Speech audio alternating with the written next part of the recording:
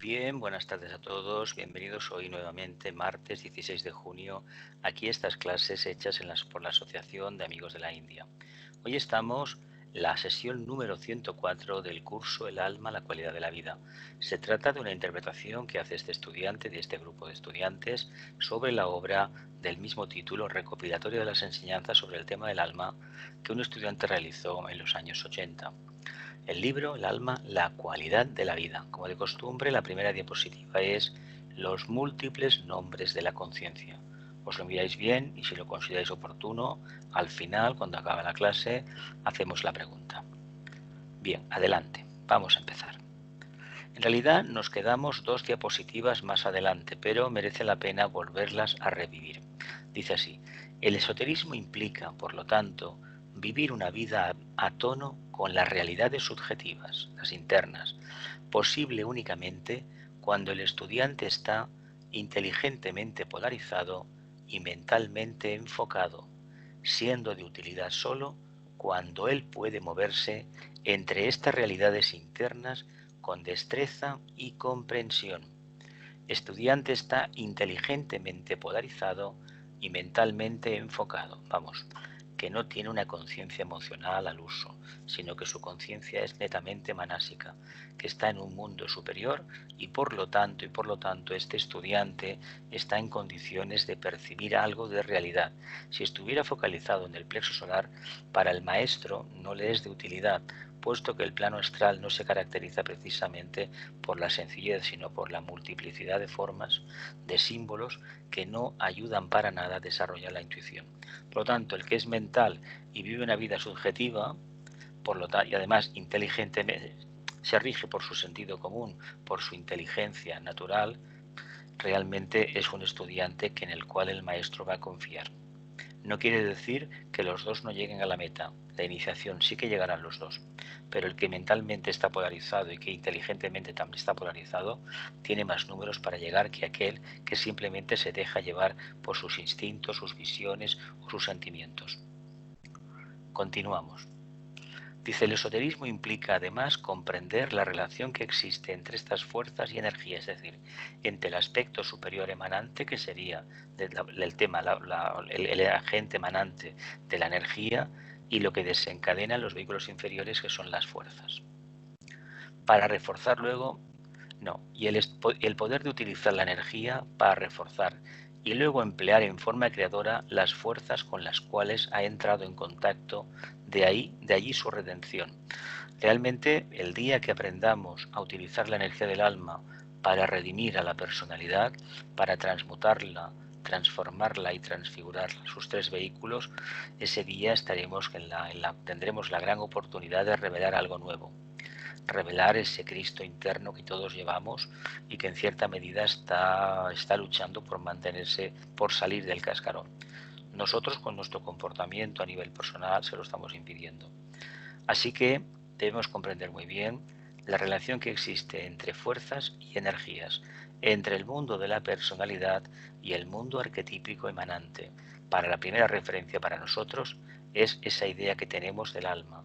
Y cuando lleguemos a la estatura de poder destruir el vehículo causal, es porque ya estamos percibiendo la energía, la afluencia monádica, que eso es una etapa superior, pero hay que empezar como unidad de la Trinidad inferior unificada, es decir, la personalidad, debe responder necesariamente a la energía del alma. Por lo tanto, la energía procede del alma, que está por encima. Y lo que desencadena, el cambio que desencadena, eso le denominamos fuerzas. Todo ese movimiento de voluntad, de mundo regenerativo, de la emoción y transmutación de la parte etérica, es consecuencia de la energía que emana del alma. Aquí realmente acabamos la sesión anterior, la de la semana pasada, la 103. Dice, toda verdadera actividad esotérica produce luz e iluminación. Trae como resultado la intensificación y la cualificación de la luz heredada de la sustancia mediante la luz superior del alma, en el caso de que la humanidad obrara conscientemente. Vamos a ver, la intuición nos va a demostrar con el tiempo algo maravilloso. Todo lo que nos rodea es luz, Pero para descubrir que todo lo que nos rodea es luz, lo que nos guste, lo que no nos gusta, primero nosotros debemos ser sensibles a esa luz. Es decir, la debemos haber percibido internamente y sobre todo, muy especialmente, tener la oportunidad karmática de irradiarla. Cuando uno ve la relación que tiene con el medio, quiere decir que ha visto ni más ni menos la luz dentro de la luz. Pero no me refiero a esta elucubración mental, sino una captación intuitiva directa. Uno ve una luz en todo lo manifestado.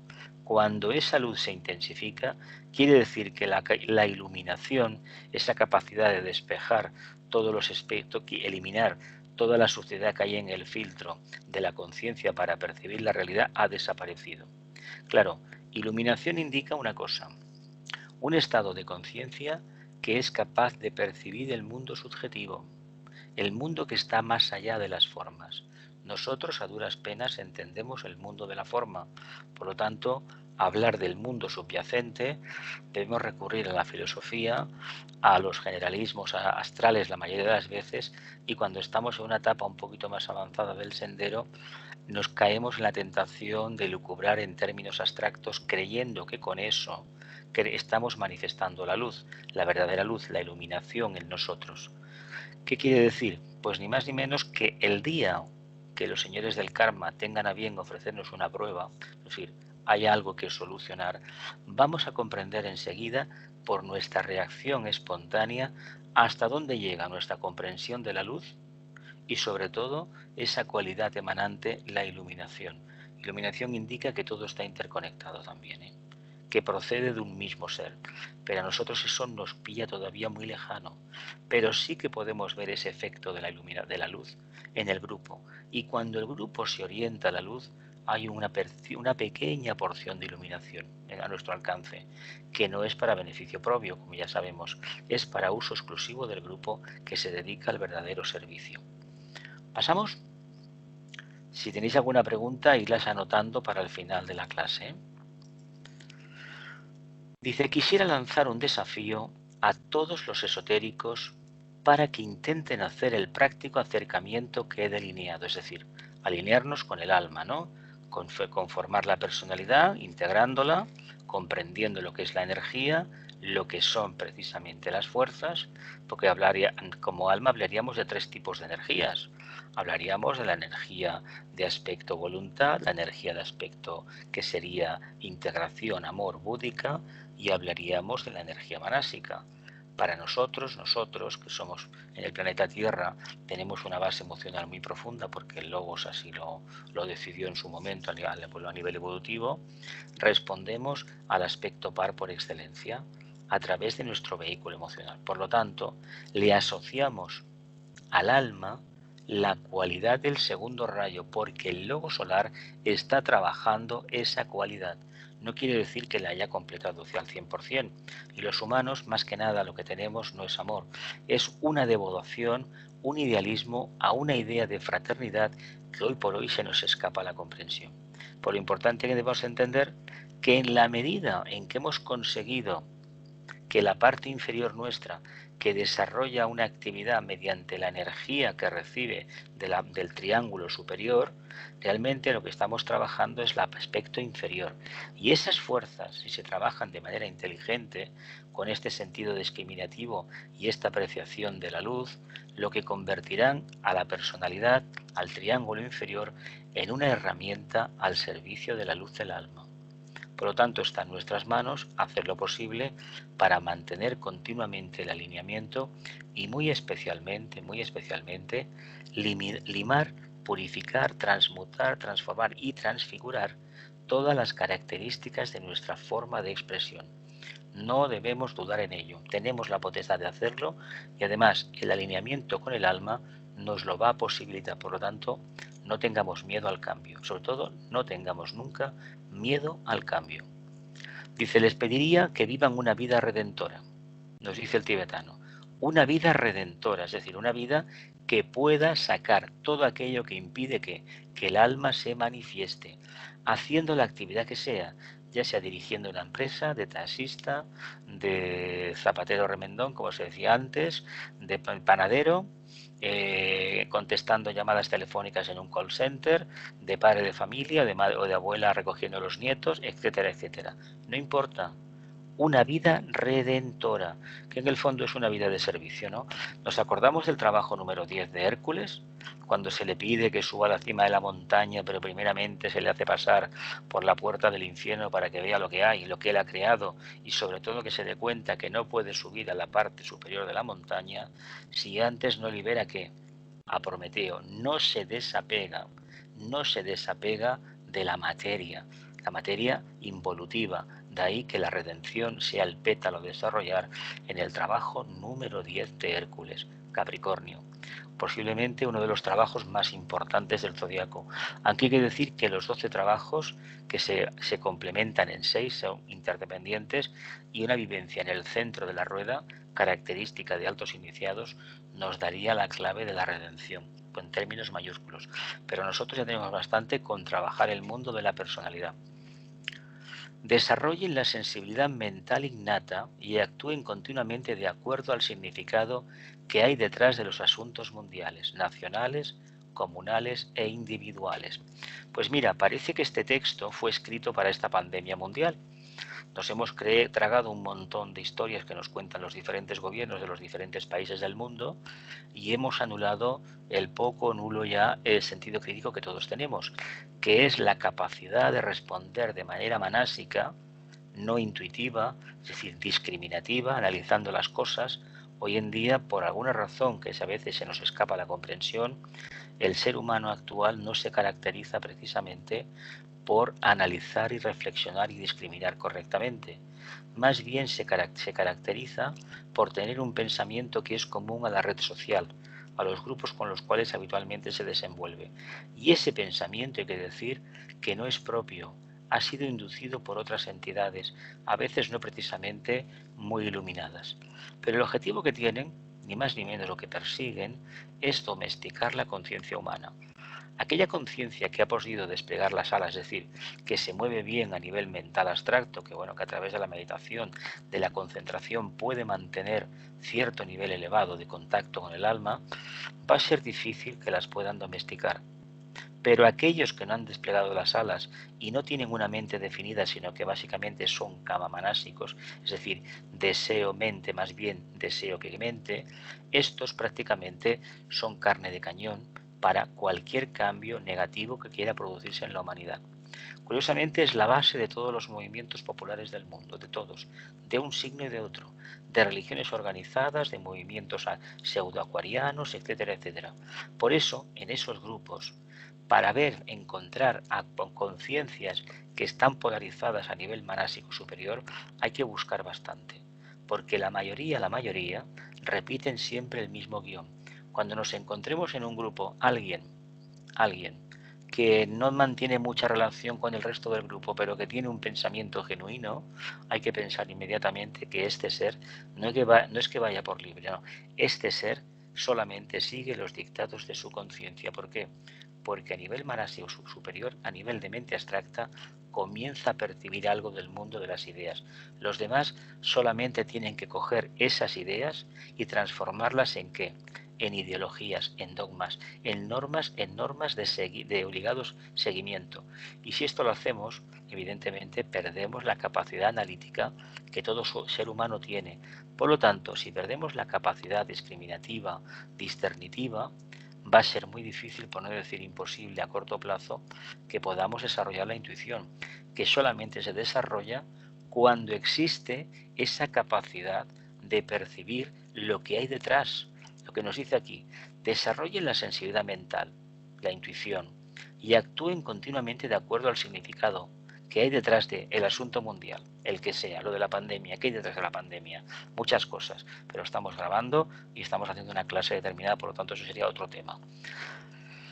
Asuntos mundiales, nacionales, comunales e individuales. Si este análisis de los asuntos nacionales del país que sea o de la región que sea se hiciera realmente, la gente no saldría tanto a la calle a quejarse, sino que desde su poder que el contacto que mantiene con el alma podría hacer muchísimo más bien si se quedara en casa y mantuviera el nivel del pensamiento muy elevado, porque estaría irradiando una nota redentora que el común de los mortales más pronto que tarde acabaría percibiendo. Por lo tanto, hoy en día lo que faltan son almas manifestadas, encarnadas, capaces de actuar manásicamente a niveles superiores e irradiar esa paz, esa seguridad innata de la captación directa de la verdad en el plano físico, pero no con palabras, con actos. ¿Y qué actos serán estos? Profundo silencio ante todo lo negativo y ante todo lo que procede del mundo de la conciencia inferior o del mundo de la forma. Si lo realizan, dice el tibetano, entonces la luz brillará repentina y acrecentadamente sobre el camino, es decir, se despierta la intuición. Por lo tanto, podrán ser portadores de luz y saber que en esa luz verán la luz. Bien, es el mito de Capricornio. En esa luz veo la luz, la tercera iniciación, y también la verán sus semejantes. De ahí es que es muy importante que predicar con el ejemplo, hoy más que nunca, debe de ser la norma de nuestra vida, porque hay demasiada gente que habla y demasiado mensaje que no va a ninguna parte. Sinceramente, no va a ninguna parte. Continuamos. El alma y otros egos. 1. El factor actividad. Esto en gran parte, dice el tibetano, es una cuestión de rayo y afecta íntimamente la relación entre los egos. Sabéis que por ley de afinidad los humanos nos movilizamos y nos acabamos agrupando con gente que más o menos tiene las mismas energías que nosotros. A mí me llamó la atención en su momento el por qué me entendía bien con los signos de aire, por qué me entendía bien, por ejemplo, con un tipo de signos y no con otros. Hasta que descubrí por el tema de los rayos, las cruces, las energías, las oposiciones, que uno evidentemente con aquellas almas encarnadas en cuerpos que pertenecen al mismo rayo desde Sol, de cuerpo de energía solar que tiene uno, evidentemente hay una afinidad. No quiere decir que se establezcan vínculos inquebrantables, pero hay un pequeño feeling. Con el tiempo te das cuenta que estas energías, que nosotros llamamos rayos, evidentemente, los demás llamarán de otra manera, realmente indican el nivel evolutivo que tenemos, la línea de rayo. Pero ojo, porque andando el tiempo en una encarnación, bien pudiera ser que la línea de rayo de un rayo par, al final se acabe configurando una personalidad de rayo impar, donde esta personalidad, esta alma a través de esa forma, necesite estar en contacto con otras almas que se manifiestan a través de personalidades de rayo impar. Eso no lo olvidemos, no pensemos que la idea del alma siempre es la bondad y estas palabras a veces muy vanas y muy huecas que tantas veces hemos repetido, sino que el rayo del alma manifiesta pragmatismo, pero el de la personalidad, cuando está plenamente manifestado, manifiesta un pragmatismo aún mucho más revelador. Los que se hallan en rayos similares se unen y vibran con mayor facilidad que los que están en rayos distintos. Esto es como la gente que habla el mismo idioma se agrupa en un país extranjero y los que no hablan, eso es normal. Los humanos, los de color de piel, unos se juntan con uno y otros se juntan con otro. Entonces, en todo el mundo pasa lo mismo. Dice, solo es posible la síntesis una vez que se ha desarrollado el segundo aspecto o sabiduría. ¿Por qué puede funcionar esto así? Porque la sabiduría es ni más ni menos que lo sinónimo de intuición, una comprensión intuitiva de la realidad. Por lo tanto, la realidad interna, cuando se la percibe y se la percibe a voluntad, es la que nos va guiando. De ahí que se diga tantas veces que el alma es el primer maestro, condición sine qua non. Hay que subir a la cima de la montaña para realmente conocerla, para saber el poder redentor que tiene. Cuando esto ha acontecido, uno puede ver en cada circunstancia de la vida una enseñanza. Lástima que en estos tiempos de pandemia se pierda el tiempo culpando a unos y a otros de lo que está sucediendo y no recordando que durante los últimos 20, 30, 40 años en el mundo occidental, el primer mundo en el cual estamos nosotros y nuestro país, se han hecho barbaridades con el medio ambiente y con todos aquellos ciudadanos que proceden de países terceros concretamente de Sudamérica, de África y de Asia. Por lo tanto, si tanto presumimos de fraternales en Europa y de Unión Europea, deberíamos entender que mientras no abramos el corazón, seremos víctimas de esto que está pasando en este momento, de esta pandemia. A fin de cuentas, tiene muchos matices esta pandemia, pero uno de ellos es el excesivo egoísmo que mantenemos todavía en el mundo llamado civilizado o mundo capitalista. ¿Continúo? 2. Solo tiene importancia el alma, nos recuerda el tibetano. Nada cuenta a la larga sino el servicio. Si hablamos de alma, hablamos de capacidad redentora y hablamos de servicio, ¿de qué estamos hablando?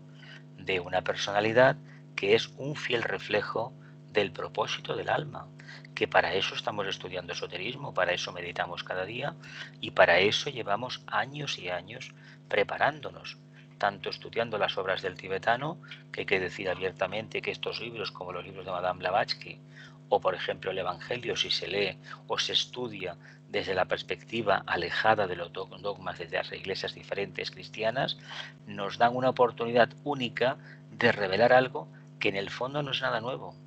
Es algo que todos los seres humanos evolucionados han alcanzado.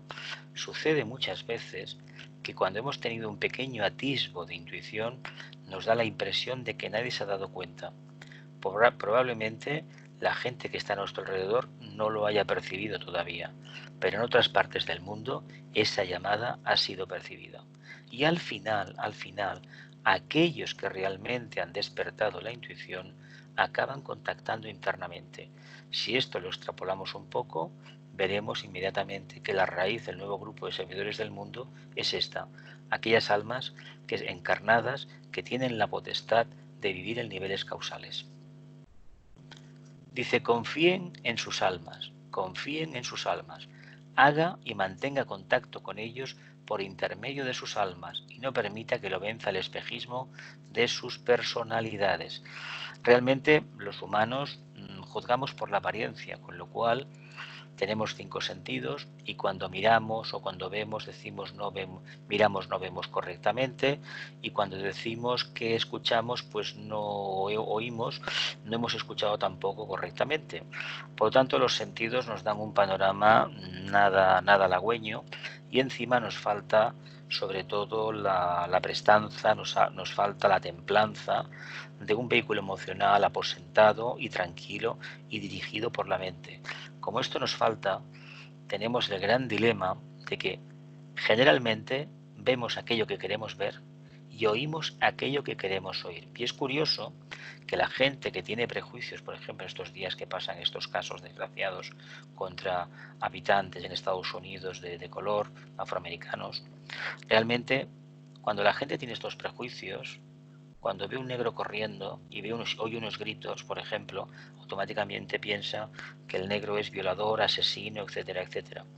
Ni oímos bien, ni vemos bien, y lo peor del caso, no nos interesa hacerlo. ¿Por qué? Porque el mundo emocional y el mundo mental concreto nos ha dado una forma de sentir la vida y de percibirla, que tiene que ver con la comodidad personal, no tiene que ver para nada con la manifestación del alma, porque todavía hay que decirlo que no está manifestada. Un alma manifestada jamás, en una personalidad integrada, jamás daría pie a semejante tipo de fabulación, sino que mantendría la prudencia, un silencio respetuoso, porque nada de lo que sucede alrededor muchas veces nos concierne, otras veces sí, pero mientras no tengamos una idea clara, lo mejor es ser muy prudentes, guardar un profundo silencio y esperar que cualquier misterio del día a día se vaya revelando de manera automática.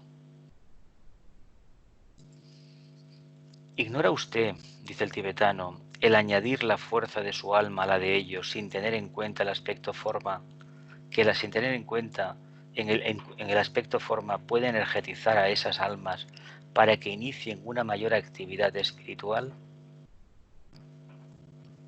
¿Ignora usted que el añadir la fuerza de su alma a la de ellos, a la del grupo, sin tener en cuenta la personalidad, puede energetizar a esas almas para que inicien una mayor actividad espiritual? Esta es la clave del trabajo grupal. Por eso el grupo se configura no con todos los miembros al mismo nivel, porque eso no tendría ningún sentido, tampoco está en los ashrams esto, sino diferentes niveles que el que más responsabilidad tiene, más aporta, y lo que se le pide a cada miembro del grupo es que den el máximo. Si tuviéramos que hacer una escala de numérica, unos darán 2, otros darán 3, y el que tenga que puede dar 9 dará 9. Y seguramente que el maestro dará 10 o más. Pero tengamos en cuenta que la obligación es dar, y no esperar nunca a recibir. Por eso las manos están prestas a dar, no a recibir, a dar. En la medida que demos, el alma se manifestará más. Por lo tanto, veamos que el grupo es la herramienta perfecta para manifestar el alma y, por descontado, para despertar la intuición. Si lo hacemos, ¿qué recompensa tendremos?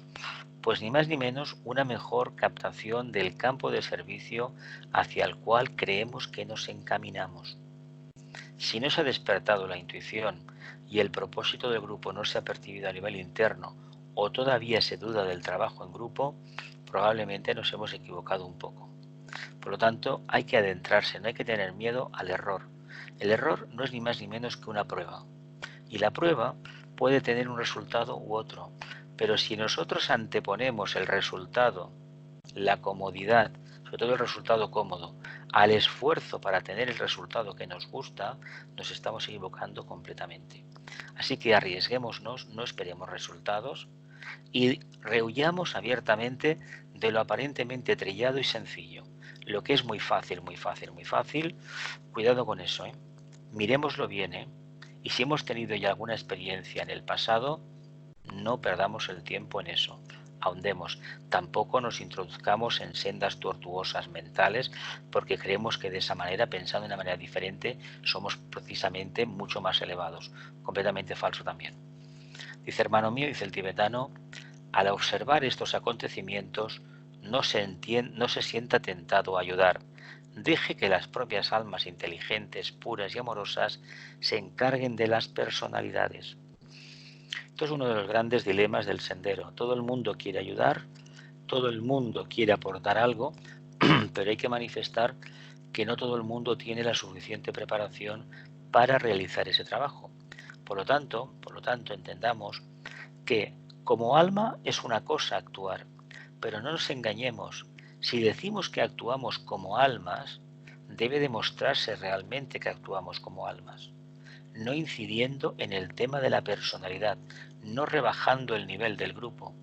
Otra cosa es que nos escudemos en la actuación como si fuera el alma para no hacer absolutamente nada, circunstancia que también se da con bastante frecuencia en los grupos. Hay gente que no hace nada, solamente recita mantras y con eso cree que ya está por encima de todo. No, hay que hacer algo más. No convertir el grupo en una organización, no. La actitud amorosa, integradora, que se ha de mantener en la conciencia para que el grupo funcione. Y esto la mayoría de las veces hay que decir que no funciona. No funciona así. Dice, hermano mío, al observar estos acontecimientos, no se sienta tentado a ayudar. Deje que las propias almas inteligentes, puras y amorosas, se encarguen de las personalidades. Dice 3. La ayuda que prestan los discípulos a aquellos que están kármicamente vinculados a ellos, o la de aquellos que se sienten correcta o erróneamente responsables, cambia con el progreso de una etapa a otra. El cuidado físico de nuestros seres queridos podrá y deberá persistir en cierta medida, aunque el cuidado de la madre por el niño no debe persistir hasta que sea adulto. El cuidado de la madre por el niño no debe persistir hasta que sea adulto. Quizás hayamos aceptado una responsabilidad correcta o errónea, pero no debe contrarrestar o minar cualquier responsabilidad que les corresponda asumir. Vamos a ver. Yo me imagino que conocéis este carácter de muchos aspirantes y discípulos que está ligado a un exceso de mesianismo, es decir, un exceso de idealismo. Abandonan su compromiso kármico en busca de la luz, en busca de la realidad o de la unión con Dios o del contacto con el Maestro. Y olvidan que ese trabajo, esa actitud es precisamente karmática. No ninguna filosofía, ninguna religión ni ningún maestro te puede obligar a abandonar tu compromiso karmático. Te va a decir que te esfuerces, en todo caso, que superes tus limitaciones internas, pero no que dejes desasistido a familiares, por ejemplo, desvalidos, o a tus padres si son mayores y no se pueden valer por sí mismos. El karma hay que cumplirlo. Y cuando se hace bien ya sabéis que no es un castigo, es una oportunidad de servicio. Por lo tanto, entendamos que en el cumplimiento del deber está precisamente la razón de existir del alma, ni más ni menos. Y se puede servir ayudando a los seres queridos y al mismo tiempo teniendo la conciencia focalizada en el grupo. No está reñido una cosa con la otra, para nada. Y además, cuando se llega a cierto nivel se tiene tiempo para todo, menos para mirarse en el espejo y preguntarse uno lo guapo que es o lo que no es. ¿Me explico? Vamos hacia adelante. Dice, nuestra propia ayuda mental debe estar siempre disponible, pero no debe darse cuando nuestra mente está ofuscada por las dudas y los interrogantes, ni cuando existe un espíritu de crítica. En forma curiosa, la propia responsabilidad espiritual es la última que se reconoce, y la acción que se emprende debido a ese reconocimiento también es lenta. Y subrayo, ni cuando existe un espíritu de crítica. ¿Por qué? Porque la mente crítica, cuando hablamos de crítica, aquí se dice en sentido negativo. Una cosa es analizar las cosas fríamente, diseccionarlas. Si uno tiene un quinto rayo avanzado, lo va a desmenuzar al detalle, a la mínima expresión, y no va a perder con ello la visión de conjunto. Y otra cosa es, desde fuera, sin conocer el tema, lanzar continuamente, no improperios, no, un análisis destructor, un resultado destructor. En lugar de mirarse las cosas fríamente, con separación, diciendo, no trabajando la personalidad, sino lo más puro mental, debería ser así, no existe en ese estado una crítica negativa. Sí que existe un profundo intelecto, pero uno está dominado por lo que se denomina ese aspecto superior de la mente abstracta, que en el fondo tiene un porcentaje muy elevado de energía búdica, de energía de integración, de amor. Por lo tanto, eso es la sabiduría que necesitamos. Y cuando hay sabiduría no existe el espíritu de crítica. Porque imaginaos por un momento, el maestro percibe a todo el grupo y cada uno da la nota que da. Él lo sabe, pero están con él por algo. Él sabe que en el futuro, cuando pase el tiempo, cada uno tendrá derecho a entrar en el recinto sagrado, en el ashram, en el grupo interno. Pero los tiene a todos. ¿Por qué? Porque todos responden a la nota del alma. Y como responden a la nota del alma, se puede confiar en ellos. Por lo tanto, no nos debemos desanimar para nada. Y el espíritu de crítica, podemos analizarlo todo, pero no estar cada día obsesionados con eso. Para nada, para nada. ¿Continúo? Dice el tibetano, sin embargo, en último análisis, es la más importante, porque la propia influencia espiritual puede ser duradera y poseer el poder de liberar a quienes amamos, mientras que las otras responsabilidades, por estar relacionadas con la personalidad, siempre acarrean espejismo y aquello que no pertenece al reino del espíritu. Evidentemente, si tratamos el grupo, a los compañeros del grupo, desde la perspectiva de la personalidad, estamos condenados al fracaso. Tenemos un espejismo muy grande y lo único que vamos a hacer es que los demás desarrollen el mismo punto de vista crítico e involutivo, el mundo de la forma. Y ese tipo de conciencia hay que decir que no nos interesa en absoluto desarrollarla. Si queremos apostar por el servicio, vayamos a lo más elevado, pero cuidado, los pies en tierra, no nos confundamos, los pies en tierra, porque si los pies están en tierra vamos a ver que hay miembros del grupo que a lo mejor su trabajo no lo hacen, pero la falta de interés de ellos o el aspecto negativo que nos puede parecer de estos miembros va a ser superado por el amor que supuestamente nosotros debemos aportar. No hay más remedio. Es decir, tener una mente amorosa implica no estar detallando a los demás en sentido negativo, sino verlo como un conjunto y ver que todavía no son capaces de brillar, porque tienen mil y un conflictos, porque no les apetece, porque no quieren, porque no es su momento, o porque están aquí sin saber por qué. Sin saber por qué a nivel racional, pero su alma sí que lo sabe. ¿Continúo? El ego y el medio ambiente. Dice, la debida respuesta al medio ambiente dará por resultado la correcta relación con el aspecto alma. La debida respuesta al medio ambiente dará por resultado la correcta relación con el aspecto alma, oculto en todas las formas, y producirá correctas relaciones entre las distintas partes de la estructura nerviosa interna, existente en todos los reinos de la naturaleza, subhumana y superhumana. Dice, esto es prácticamente desconocido, pero está siendo rápidamente reconocido. Cuando llegue a ser comprobado y comprendido, se descubrirá que en ello reside el fundamento de la hermandad y de la unidad. Esto es lo mismo que encontrar ese famoso hilo de Ariadna que nos conduce a la mónada, a la casa del Padre. ¿Por qué? Porque todo lo manifestado, todos los reinos de la naturaleza y el mineral también, el vegetal, el animal y el humano al que pertenecemos, y el subhumano y el superhumano, tienen el mismo vínculo comunicativo con el Creador. Si nosotros lo hemos descubierto en nosotros mismos, nos daremos cuenta que el grupo, porque la enseñanza del tibetano ha sido dada para el grupo, no para la individualidad, precisamente tiene ese vínculo interno. Se trata que mediante la expresión continua del alma lo descubramos. Y a veces vamos a perder el tiempo, probablemente, elucubrando el rayo de los demás. Olvidémonos del rayo de los demás. Apostemos por expresar, sin tener idea de rayos, el poder integrador del alma. El alma, sea del rayo que sea, siempre manifiesta ese rayo, el rayo de integración. Por lo tanto, trabajemos la línea que trabajemos, que sepamos que esa energía es integradora, de energía, de cohesión, de punto de encuentro.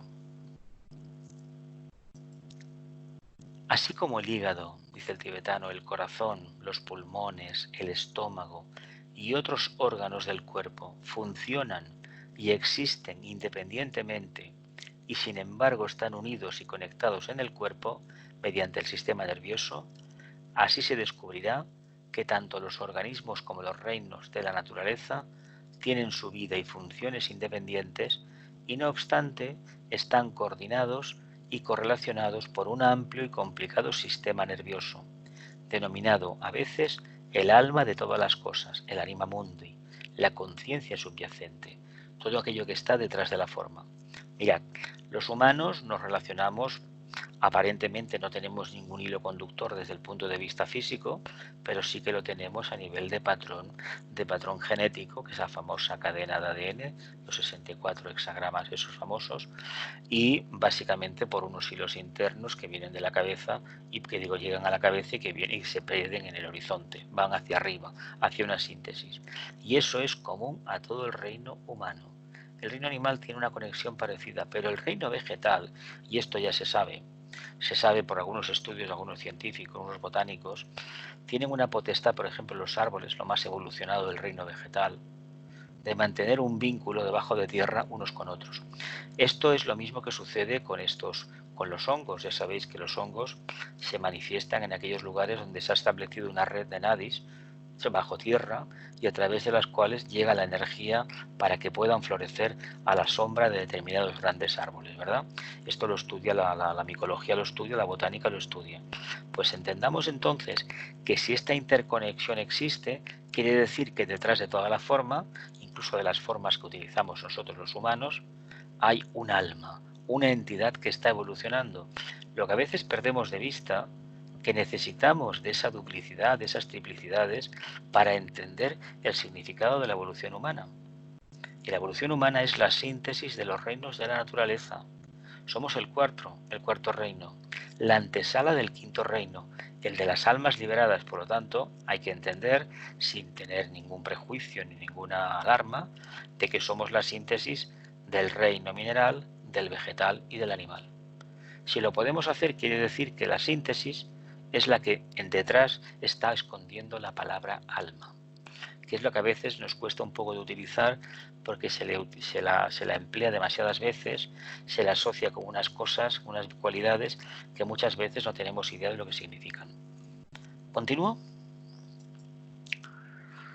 Dice, una de las condiciones principales que tienen que cultivar un discípulo para percibir el plan y ser utilizado por el maestro es la soledad. Bien, esta es la prueba la prueba del fuego, ¿eh? Pero aquí hay que hacer un matiz antes de continuar leyendo. No es lo mismo la soledad de aquel que ha visto algo y necesita retirarse o vivir una vida apartada con no demasiado contacto físico porque hay un vínculo comunicativo que cuando está con los demás haciendo cosas como hacen los demás no hay posibilidad de mantener, que aquella otra soledad que busca, que aquella otra conciencia que se busca el aislamiento porque con los demás no hay forma de tirar adelante, no es capaz de empatizar ni de contemporizar con nadie. No nos engañemos, no es lo mismo el miedo a los otros que la búsqueda de la soledad espiritual, ¿eh? Son cosas distintas, ¿eh? Ahora, ¿qué sucede?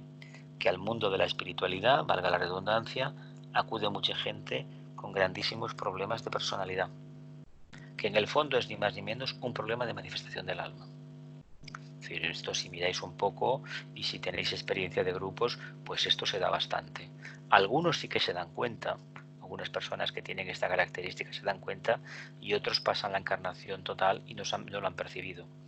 Pero detrás de ese anhelo de aislamiento que a veces se manifiesta desde muy pequeños, es ni más ni menos una forma de indicar que gusta uno de vivir una vida que en contacto con una fuente. Si esto se mantiene firme y al mismo tiempo se puede hacer actividad social a través de grupos, se puede uno interrelacionar con los demás, estamos en un camino aceptable. Ahora bien, si este contacto supuesto con el alma te aísla de los demás, no es el contacto con el alma que andamos buscando. Y esa soledad no sirve para nada, solamente para acentuar el espejismo de la personalidad, el maya, la falsa percepción, la ilusión. En la soledad la rosa del alma florece, dice el tibetano. En la soledad puede hablar el yo divino, y en la soledad las facultades y la gracia del yo superior pueden arraigarse y florecer en la personalidad. Bien, dicho de otra manera, la soledad, como el silencio, deben manifestarse en nuestra conciencia. Debemos irradiar esa soledad. ¿Qué quiere decir esta soledad? Pues básicamente una cosa que a veces nos cuesta entender. Olvido de uno mismo. ¿Por qué no cambiamos la palabra soledad por impersonalidad? Porque aquel que practica la impersonalidad de forma natural y el olvido de uno mismo, ese, no nos quepa la menor duda, que está en profunda soledad interna. ¿Por qué? Porque ya tiene bastante con el alma. Deberíamos entenderlo de esta manera, no de la manera tradicional que nos han enseñado. No olvidemos que para percibir la verdadera soledad y para llegar a afirmar que en la soledad la rosa del alma florece, esta maravilla de expresión, en el fondo lo que se está diciendo, ni más ni menos, es que mientras la personalidad, los tres compañeros que llevamos de viaje, somos cuatro, tres de la personalidad y el alma, mientras los tres no sean uno y esos tres, ese uno, se elimine de forma simbólica y se ha ocupado su poder por el alma, estaremos en un mundo de dualidades, no habrá soledad. No habrá soledad porque cada elemento, cada integrante de la personalidad tiene su propia voz, su propia energía. Se trata de sintetizarlo todo, pero no por la vía brava, sino por la vía del servicio, de la transmutación, de la transformación y de la transfiguración. Si ese poder redentor no se aplica, si la personalidad realmente no se ha redimido, como podríamos decir, no esperemos entender lo que significa la soledad. Por eso todos los grandes sabios de la humanidad han tenido no su torre de marfil donde se escondían, no. Es que para poder estar en contacto con el mundo arquetípico necesitaban continuamente ese periodo de retiro, de silencio, de soledad. Pero no tiene nada que ver con la soledad que un ser humano busca para huir de los demás o eludir su responsabilidad. ¿Sigo? Dice, en la soledad puede también el maestro acercarse e imprimir en el alma serena los conocimientos que él trata de impartir, la lección que debe ser aprendida, el método y el plan de trabajo que el discípulo debe captar. Esto hay que decir que sí, abiertamente, por la poca experiencia que tiene uno, hay que suscribir este enunciado por una razón muy sencilla. En los momentos de más profunda soledad interna es cuando personalmente creo que he captado mejor ciertas verdades y ciertos enunciados que aparecen, por ejemplo, en la obra esotérica, hasta llegar al punto en algunas ocasiones que no los necesito, sino que los percibo directamente. Y eso para mí ha sido muy, muy revelador.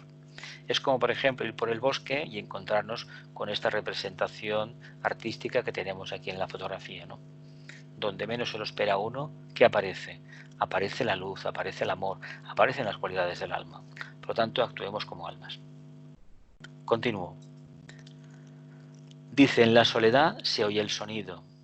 Los grandes seres tienen que trabajar por medio de instrumentos humanos, y el plan y la visión se hallan muy entorpecidos por el fracaso de tales instrumentos. Imaginemos por un momento que nosotros somos un instrumento musical, ¿no? Que el alma debe tañir correctamente para que emita una nota, ¿no? Si el instrumento, la personalidad, no está suficientemente afinado, el alma no puede emitir su nota. Si el alma no emite su nota, no es útil al trabajo del maestro, ni al grupo, ni a la evolución. En la soledad se oye el sonido. ¿Qué nos implica? ¿A qué nos invita este enunciado? Pues a que meditemos, a que tengamos un recogimiento interno cada día. 5 minutos al día hacen más que 1 hora a la semana. Esto es como el ejercicio físico. Aquellos que se levantan y 5 minutos haciendo flexiones, saltos en su casa, hace más que el que va cada 15 días 1 hora al gimnasio. Eso hace más. Pues en la meditación con mayor sentido tiene esta expresión.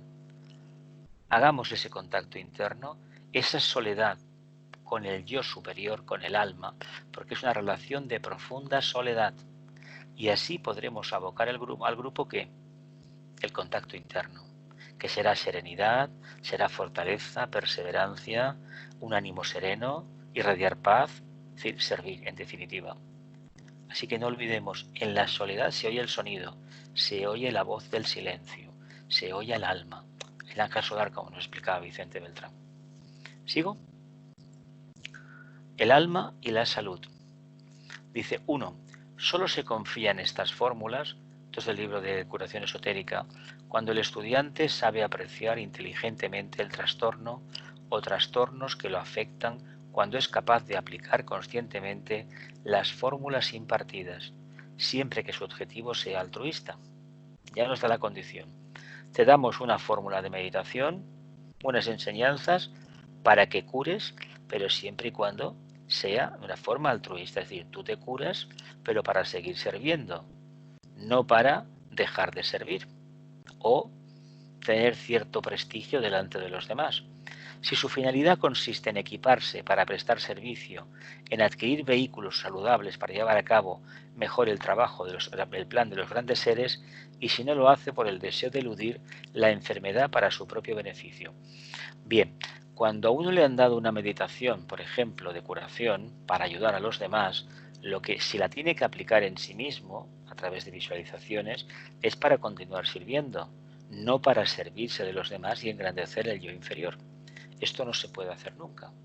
Por lo tanto, tendrá poder, tendrá la capacidad de irradiar en tanto y en cuanto ese poder lo ponga al servicio de los demás, no de su propio interés. Eso es una cuestión que hay que dilucidar muy bien y hay que saber muy bien uno dónde se introduce cuando quiere apuntarse a un grupo de curación esotérica.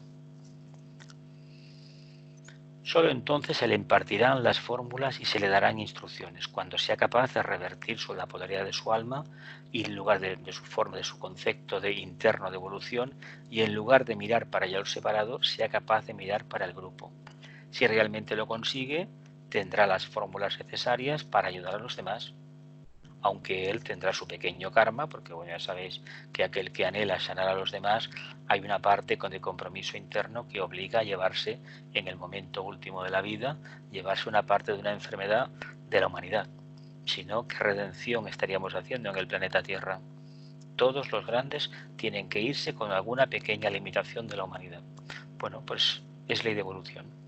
Dice, si su finalidad consiste en equiparse para prestar servicio, en adquirir vehículos saludables, para llevar a cabo mejor el plan de los grandes seres, y si no lo hace por el deseo de eludir la enfermedad para su propio beneficio, solo entonces se le impartirán las fórmulas y se le darán instrucciones. Así que apliquémonos la lección y trabajemos para el grupo. Trabajemos de forma desinteresada para manifestar el alma. Dice, estas fórmulas actúan en conexión con la conciencia egoica. La afluencia de la vida desde el Dios interno da por resultado vehículos sanos, de manera que sólo es posible realizar el trabajo cuando la personalidad se fusiona con el ego y la polarización cambia de lo inferior a lo superior. Este momento se acerca para muchos. Esto lo escribió en los años 30, 40 o más o menos, y al principio de los 40, y francamente parece que fue escrito para este momento. Hay que cambiar la polaridad, hay que decantarse directamente por lo superior, teniendo lo inferior plenamente alineado y limpio, puro, transmutado, transfigurado, transformado y transfigurado. Así realmente el alma se puede expresar. Por lo tanto, si tenemos esas cualidades, la fórmula que nos van a dar para curar, la meditación que sea, tendrá efecto. Si no tenemos la casa arreglada, es decir, la personalidad, ya podemos buscar y buscar, que vamos a conseguir bien poco. Dice, las personalidades de los agotados peregrinos en el camino están realmente cansadas y agotadas. En la actualidad la humanidad está muy extenuada. Se han utilizado los vehículos de la personalidad durante muchos ciclos y su poder en sentido positivo se va gastando y a esa meta se está llegando. Estamos agotando la forma, de ahí muchísimo, de ahí del gran espejismo que tenemos, del gran maya que nos está haciendo bastante daño. Esa incapacidad que tenemos a nivel físico, a nivel etérico, de percibir netamente las energías del alma. Es decir, perdemos como chispa, perdemos vitalidad, perdemos prana. Y lo perdemos porque hay un mundo emocional, hay una fatiga de esos átomos permanentes, de toda infinidad rueda de encarnaciones, y hay que olvidar que en nosotros está la potestad de acabar con todo eso. Abocándonos a lo superior, acabaremos en un corto plazo de vidas con la necesidad de encarnar.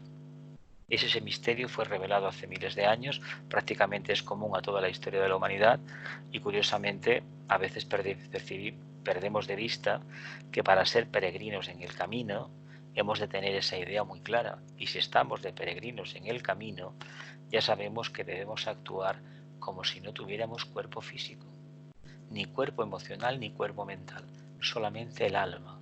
Por lo tanto, la fatiga, que es inherente al cuerpo físico, o la alteración emocional propia del vehículo emocional o la confusión mental del vehículo mental, no nos deberían afectar, sino que serían plenamente asumibles. ¿Por qué le prestamos tanta importancia al dolor de un pie, a un mal rollo emocional, o un pensamiento, no se sabe qué, que no acabamos de aclarar? Porque realmente no hemos percibido todavía el contacto con el alma, la presencia del alma. Es como contemplar estas plantas, estas flores fucsia que hay aquí en la imagen, y darnos cuenta, bueno, yo me preocupo de banalidades y fijémonos en esta planta de aspecto sencillo y la capacidad que tiene de irradiar. Pues así deberíamos actuar en el día a día, irradiando. Dice, durante largos ciclos, los efectos del alma sobre la personalidad fueron negativos, y el equipo personal constituyó la expresión positiva del hombre espiritual, por lo cual el conjunto inferior de fuerzas comienza a desgastarse, su vibración a debilitarse, y debido a que gran parte de la conciencia aún se identifica con la naturaleza corporal, el discípulo es consciente de la fatiga, dolor, angustia y profundo cansancio. La fatiga de la personalidad de la raza humana fue parcialmente responsable del excesivo complejo de angustia, del sentimiento de inferioridad y de la psicológica ansia de liberación inducida por la presentación cristiana de la verdad. Qué curioso lo que nos dice, ¿eh? Vamos a releer.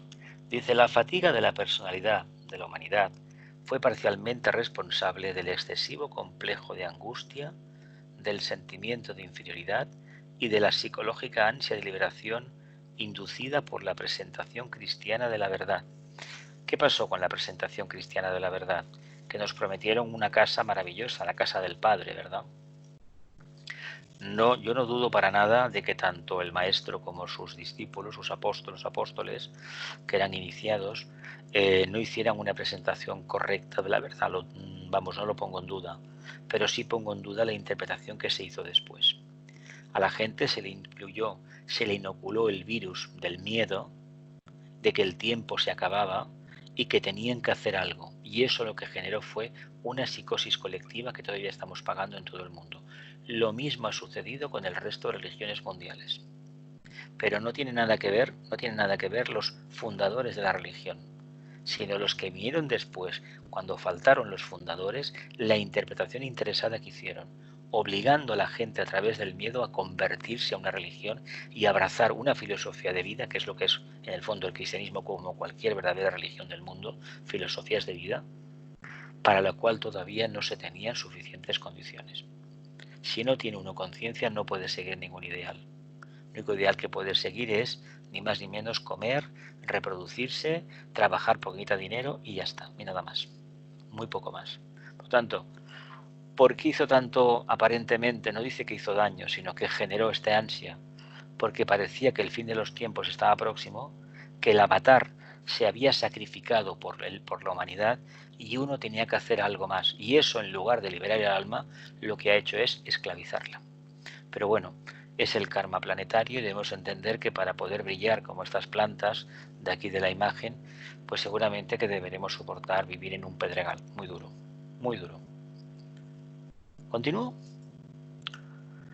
Dice, a medida que se progresa, comienza a fluir el gozo del alma a los vehículos agotados y cansados, y gradualmente toma posesión la naturaleza positiva del alma.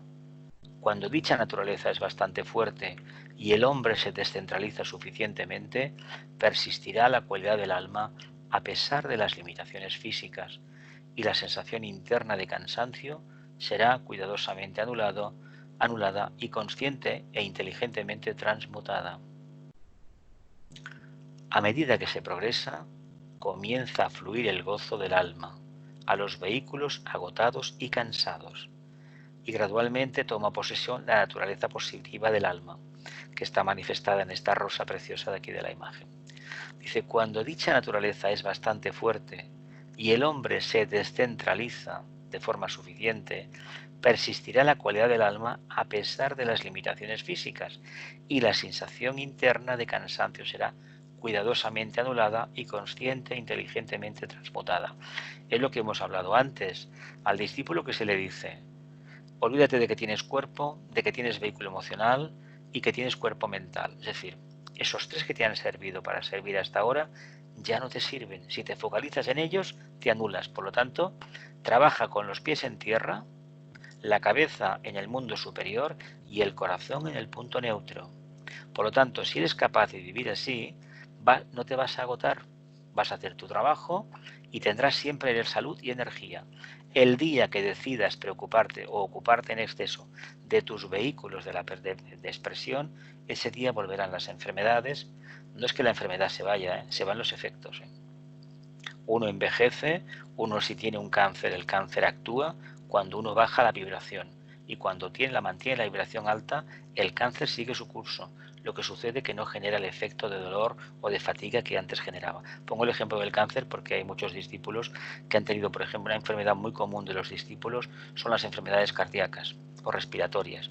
Pero los que han tenido cáncer han estado años sirviendo, por ejemplo, la diabetes, han estado muchos años sirviendo con esa limitación, pero al olvidarse de ella se ha convertido en un campo de manifestación de conciencia. Creo que deberíamos actuar más o menos así, creo, sinceramente. Dice, se reconocerá la angustia de la personalidad, pero se hará un esfuerzo planificado para trascenderla. Este proceso de divina imposición atrae gradualmente fuerza curadora, y la salud perfecta constituirá la recompensa del iniciado por el esfuerzo realizado en alguna vida, para vivir como alma y no solo sentir como personalidad. Esta divina afluencia de la cualidad egoica de la vida es la verdadera clave para la curación autoinducida. O viene del alma la energía que nos tiene que liberar de la enfermedad que tenemos o de la limitación, o no esperemos que pase por la esquina un angelito tocando una campana y nosotros oímos la campana y nos hemos curado. No va por ahí. O nos focalizamos en el alma o realmente no habrá efectos. Imaginemos la planta el rosal, ¿no? Si es un rosal o es otra, o son camelias, no lo sé. Pues imaginas por un momento el espíritu, la conciencia de esta planta. ¿En qué se focaliza? En que tiene los pies, la raíz en tierra, dentro de la tierra.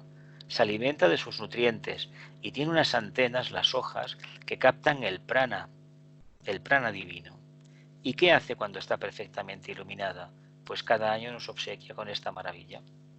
Pues apliquémonos este ciclo vegetal a nosotros mismos y veremos que lo tenemos todo para irradiar.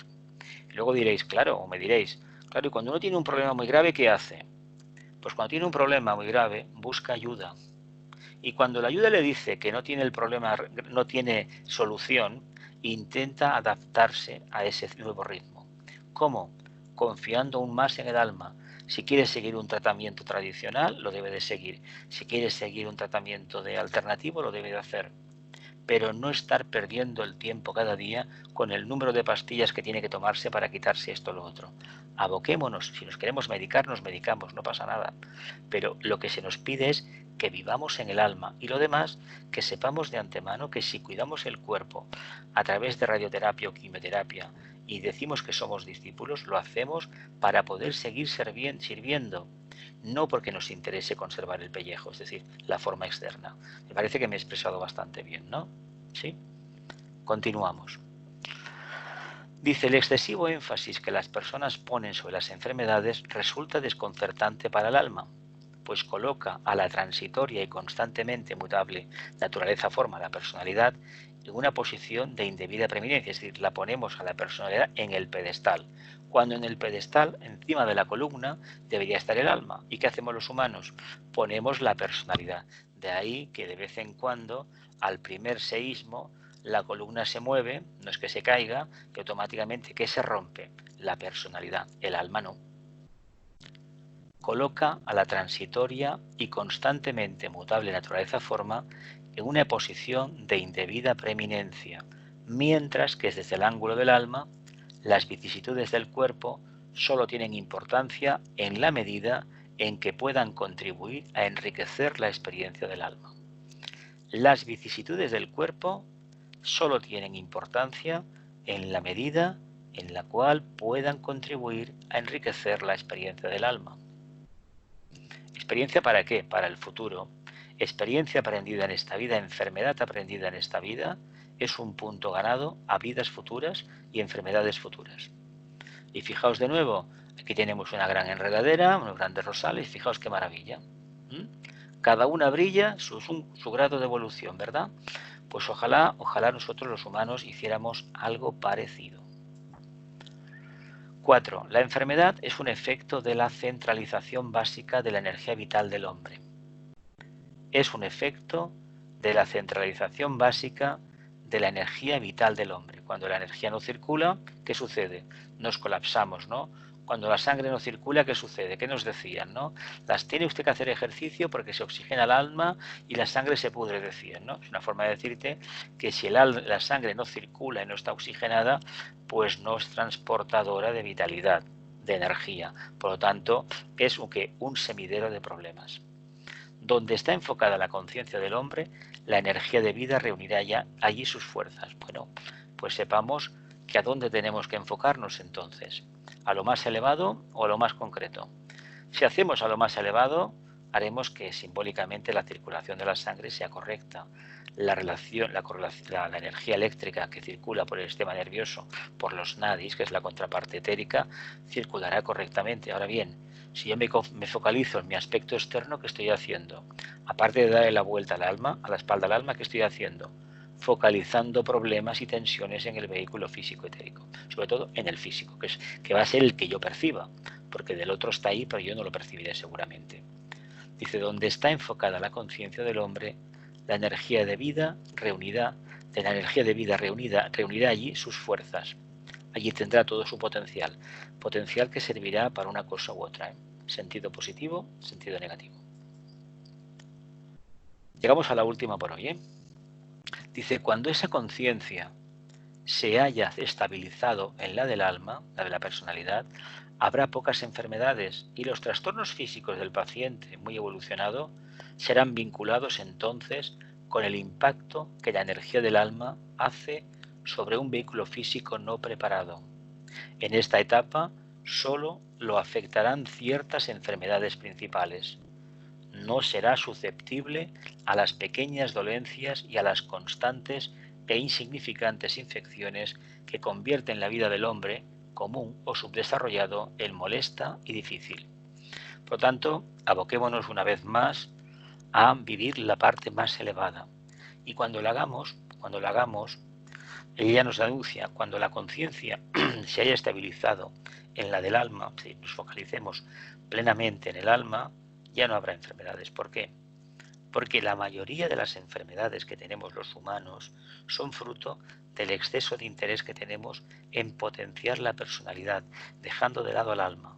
Pero claro, solamente la evolución nos enseña lo contrario, la necesidad de acercarnos al alma. ¿Queremos irradiar como esta planta? Ya sabemos que nos tenemos que olvidar del aspecto físico, emocional y mental concreto. Bien, muchísimas gracias por vuestra atención. Hacemos un pequeño mantra. Que la luz, el amor y el poder restablezcan el plan de Dios en la tierra. Que así sea y cumplamos con nuestra parte.